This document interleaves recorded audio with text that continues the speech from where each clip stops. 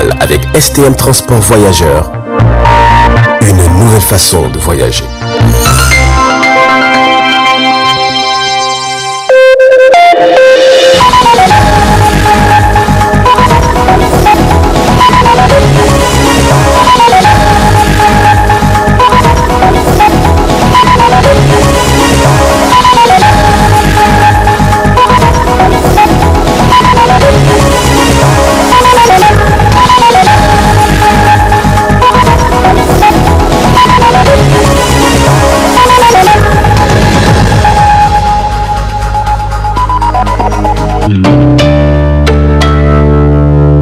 Mesdames et messieurs, bonsoir et ravi de vous retrouver sur cette grande édition d'information de 20h15 sur le miroir de la femme. Cela dit, réception officielle hier à l'aéroport international Diori Hamani de Niamey de 355 000 doses de vaccin AstraZeneca par le Premier ministre Oumoudou Mahamadou. Plus de précisions avec Alou Mamassagne. Cette cérémonie de réception d'un don de vaccin contre la COVID-19 a été présidée par le Premier ministre Oumoudou Mahamadou, le ministère de la Santé publique et les partenaires techniques et financiers, tous de la facilité COVAX. Ces 355 000 doses de vaccins AstraZeneca ont été acquises grâce aux efforts de cette plateforme chargée de la mobilisation des ressources financières pour le pays en voie de développement afin de lutter contre efficacement la maladie à coronavirus. Les pays partenaires présents à cette circonstance se disent prêts à accompagner le Niger dans cette lutte contre la pandémie de la COVID-19.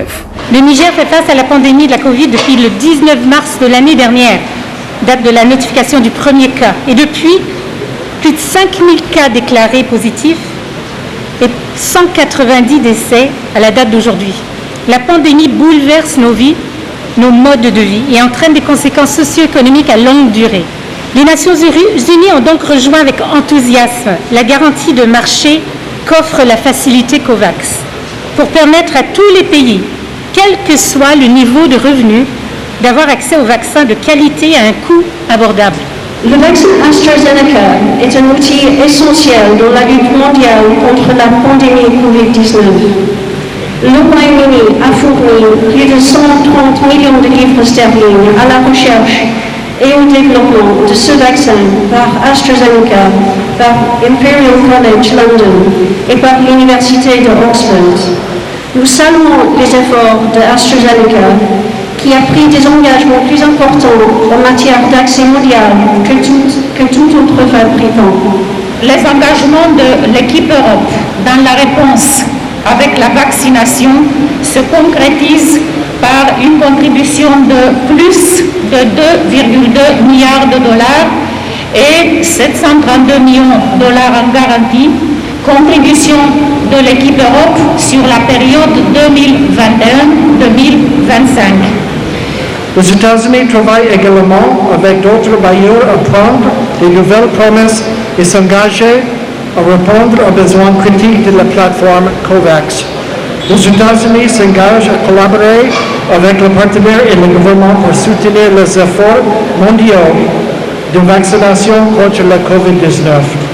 Le gouvernement des États-Unis et nos partenaires ici présents ont travaillé étroitement avec les citoyens de le gouvernement du Niger depuis le début de cette pandémie.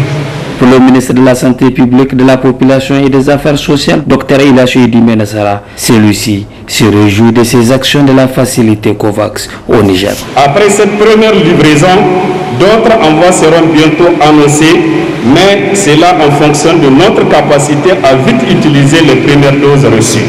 C'est le lieu ici pour moi de lancer un appel à tous les acteurs, à quelque niveau qu'ils soient, pour une plus grande mobilisation, pour que tous les groupes cibles puissent venir à se faire vacciner dans les sites retenus en conséquence dans toutes les régions de notre pays. En réceptionnant officiellement ce don de vaccin AstraZeneca, le Premier ministre Oumoudou Mahamadou salue ces efforts des pays partenaires qui visent à apporter leur pierre aux efforts des autorités de la Septième République de la lutte contre la maladie à coronavirus. Dieu merci, grâce au mécanisme COVAX qui a été initié sur la couverture de Gavi, nous avons aujourd'hui accès à ce vaccin. Et donc, tout comme les pays pauvres, tout comme les pays riches ont vacciné leur population, les pays les moins nantis pourront également protéger leur population. Car, comme vous le savez, la maladie ne connaît pas le riche, elle ne connaît pas le pauvre. Et donc, c'est dans leur intérêt, c'est dans notre intérêt que tout le monde soit vacciné. Toutes ces actions de ces partenaires autour de la facilité COVAX vont sans nul doute permettre au Niger de se conformer à la nouvelle donne de la lutte contre la maladie à coronavirus. Il faut noter que plus d'1 million de vaccins sont attendus à Niamey dans les semaines à venir. Cependant, les autorités compétentes rappellent toujours à la population le respect de toutes les mesures barrières pour lutter contre la COVID-19. D'autre part, les campagnes de vaccination de la COVID-19 se poursuivent dans les grands centres de santé du pays. Comme chaque année pendant le mois béni de Ramadan, une foire est organisée. Cette foire d'exposition ou foire Ramadan a été toujours accueillie au palais du 29 juillet de Niamey. Mais cette fois-ci, la situation semble être confuse avec l'arrêt systématique des activités académiques des étudiants de la première année de la faculté des lettres et sciences humaines de l'université Abdou Moumouni de Niamey, qui y prennent cours depuis leur rentrée académique en janvier 2020-2021. Cette traditionnelle foire d'exposition des stands dans la salle où les cours sont dispensés entrave la bonne marche des cours de ces étudiants. On en a marre de tout ça. On vient chaque matin, il y a des camarades qui quittent de l'hôpital de référence, d'autres à Kouartagui pour venir prendre cours. Au moins quand il n'y a pas le cours, ils devraient nous informer à l'avance même qu'il n'y aura pas cours. On paye nos agents de taxi pour venir ici. Et on vient aussi, il n'y a pas cours. Quitter même ici au Sonissi, venir ici. Les autres taximans, ils prennent 500, d'autres prennent jusqu'à 600 pour venir ici, aller-retour. Et en plus, on vient, il n'y a pas cours.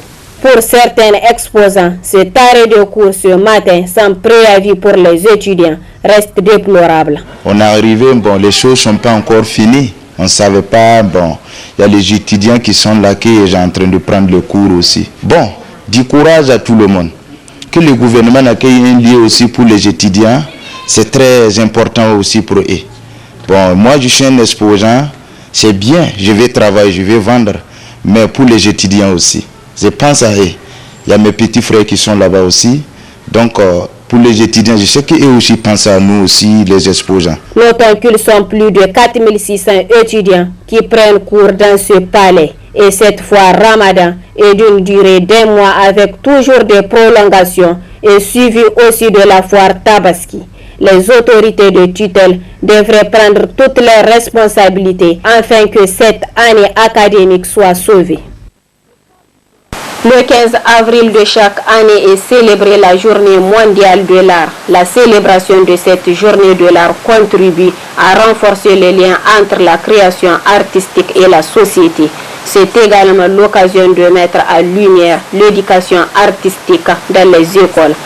En cette année particulièrement difficile pour le monde de l'art, il est primordial de rappeler son importance dans la vie des citoyens. Suivant à cet effet le reportage de Ralia Saïm. L'art, c'est une création, un produit né de l'imagination, de la subjectivité de l'artiste. L'art est signifiant. On peut apprendre à l'aimer, à le juger, à le comprendre ou encore à l'interpréter à sa façon. Les métiers d'art offrent une grande diversité et couvrent des univers très variés, allant de la décoration à l'architecture, en passant par la mode, les arts du spectacle, l'industrie ou encore le patrimoine culturel, etc. Célébrer la journée mondiale de l'art, c'est lui porter un nouveau regard sous sa forme pluridimensionnelle, car il y a toujours quelque chose à apprécier dans l'art. Les arts, comme la culture, c'est quelque chose qui nous prend comme ça, souvent sans le savoir. Souvent on entre par hasard, très souvent, particulièrement en Afrique de nos jours. On entre par hasard, mais avec le temps, on finit par choper le virus et puis c'est fini, c'est pour toute la vie. Les artistes sont dans une certaine mesure pris par leur passion, et quand ils exercent ce métier, je crois que parce que c'est quelque chose qu'ils aiment, ils sont heureux de le faire, Et si ça coïncide que ce qu'ils font comme œuvre de création artistique et culturelle rencontre l'assentiment du grand nombre du public, la joie, vous voyez bien qu'elle est encore plus grande parce que déjà l'artiste fait une création qu'il aime, qui vient vraiment du fond de lui, et que si finalement elle plaît aux gens, vous voyez à quel point il peut être heureux et comblé de faire ce métier. C'est ainsi que l'art est célébré partout dans le monde car il enrichit, il nourrit, il vivifie et fortifie l'artiste. Il faut produire de la qualité, même si cette année, aucun secteur n'est épargné par le coronavirus. Le domaine de l'art a aussi pris un coup. La situation est complètement ralentie. Ça ne va pas sur tous les plans. Physique, moral, économiquement, c'est complètement chuté. Ça concerne tout le monde. Hein. C'est pas tout simplement notre secteur. C'est une crise mondiale. Donc, on demande simplement à Dieu. C'est la bonne réponse que je vous donne par rapport à cette situation. Avec la sensibilisation que nous sommes en train de faire, de trop à travers, je pense qu'on a commencé à attirer l'attention de notre population à consommer local. Et effectivement, ça va, les 2 dernières années, je pense que ça va. L'on retiendra ainsi que l'art est essentiel dans la vie humaine et être artiste est un cadeau du ciel qui n'est pas donné à tout le monde et qu'on ne peut ni refuser ni retourner. On recense d'ailleurs près de 198 métiers d'art répartis dans plusieurs spécialités à travers le monde. Depuis le début de l'année 2021, selon les chiffres de l'équipe de l'ONG Médecins sans frontières, 63 districts sanitaires sur 112 au Niger ont notifié des cas suspects de rougeole et quelques poches de méningite. En collaboration avec le ministère de la Santé, l'ONG essaie d'apporter des réponses à cette situation sanitaire. Nous a notifié Dalil Ahmed Agi, chef de mission MSF Niger au micro du studio Kalangou.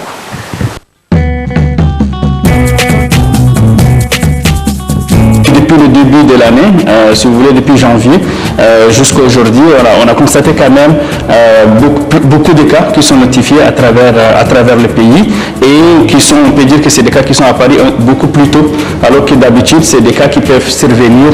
La haute période de transmission, c'est entre mars, avril, mai, mais là, c'est depuis le début de l'année, janvier-février, que beaucoup de districts ont quand même notifié plusieurs cas, que ce soit de méningite ou de rougeole dans le pays.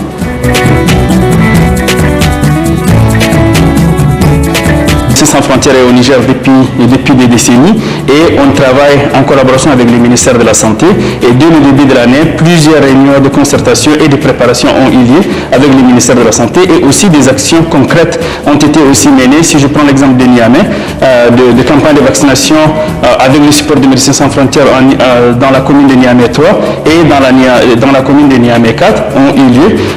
Environ 50 000 enfants ont été vaccinés et si je prends l'exemple de la région de Zender, ou précisément à Magaria, où MSF a un très grand projet depuis 15 ans. Une campagne de vaccination est en cours pour la méningite et là, environ 165 000 personnes ont été vaccinées contre cette maladie. Il y a eu par le passé quand même pas mal de confusion par rapport à ces différentes vaccinations à travers le monde, pas simplement au Niger, mais il faut quand même clarifier qu'aujourd'hui les cibles ne sont pas les mêmes, que ce soit la cible des méningites et de rougeole et la cible de Covid ne sont pas les mêmes et ça c'est déjà quelque chose. Et après il y a eu beaucoup de campagnes de sensibilisation et de communication qui sont passées et aujourd'hui je ne pense pas qu'il y a quand même l'amalgame entre les deux vaccinations.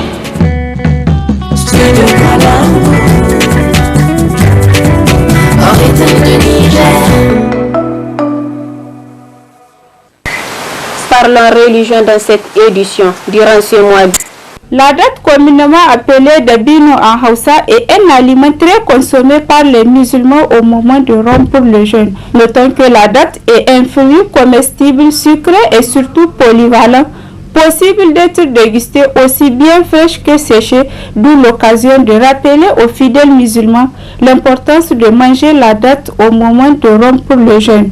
Les dates en islam, c'est un aliment très important. Allah subhanahu wa ta'ala, il a fait mention de la plante de dattier, c'est-à-dire les palmiers dattiers. Allah a fait mention de ces plantes-là dans le Coran à plusieurs reprises, ce qui montre son importance. Et d'après Anas bin Malik, le Messager sallallahu alayhi wa sallam, à chaque fois qu'il jeûne, au moment de la rupture, il utilise assez souvent les dates pour rompre. Donc de là, on comprend aisément que rompre le jeûne avec les dates fait partie, si vous voulez, de la tradition du prophète sallallahu alayhi wa sallam.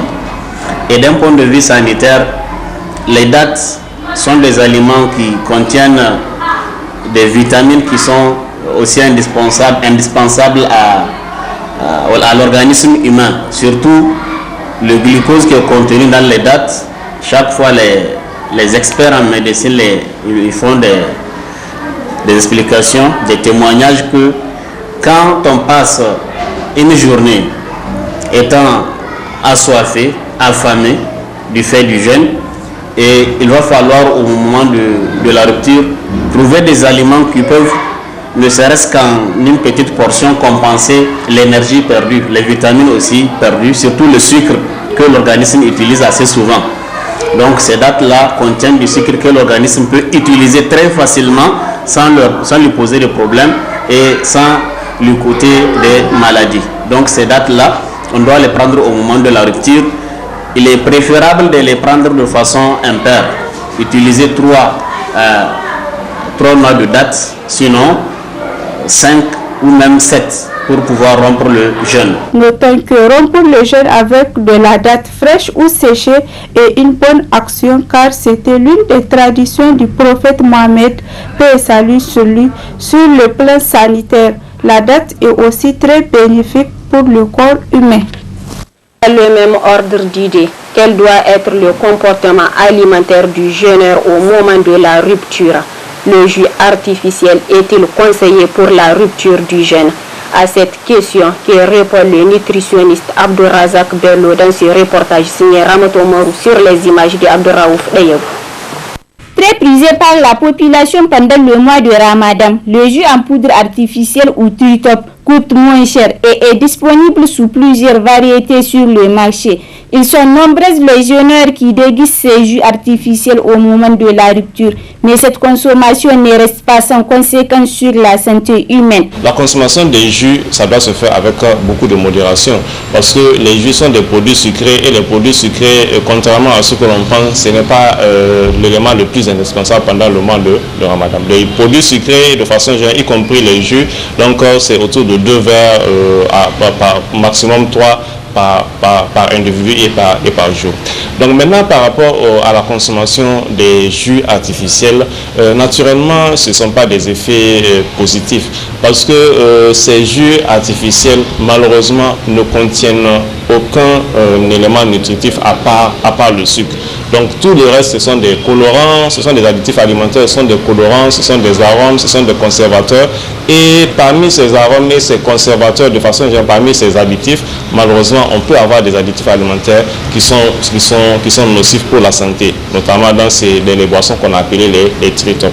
Et donc c'est une façon de dire, lorsque on a la possibilité, vaut mieux consommer 50 francs de bissap, 50 francs de lemoirie, 50 francs de jus de tamarin, plutôt que de vouloir prendre 2 litres avec du tritop. Donc on n'a aucun bénéfice. Le bénéfice de 50 francs est nettement supérieur au bénéfice que l'on va avoir en consommant ce tritop-là. Donc le tritop, vraiment, il faudrait à éviter parce que comme je l'ai dit, c'est que des produits artificiels et en plus de ça, parmi ces produits artificiels qui sont dans ce tritop-là, on a des produits artificiels qui sont nocifs pour la santé. Notamment, il y a dans le groupe des additifs qu'on retrouve dans ces produits-là, il y a des colorants qui ailleurs sont interdits, mais qu'on retrouve dans nos tritop qui sont vendus au Niger.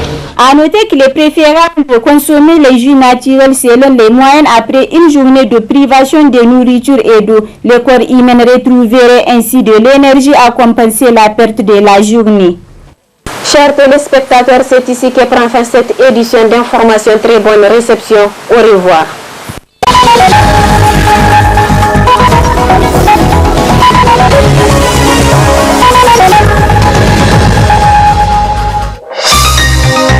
Ce journal vous a été présenté par STM Transport Voyageurs.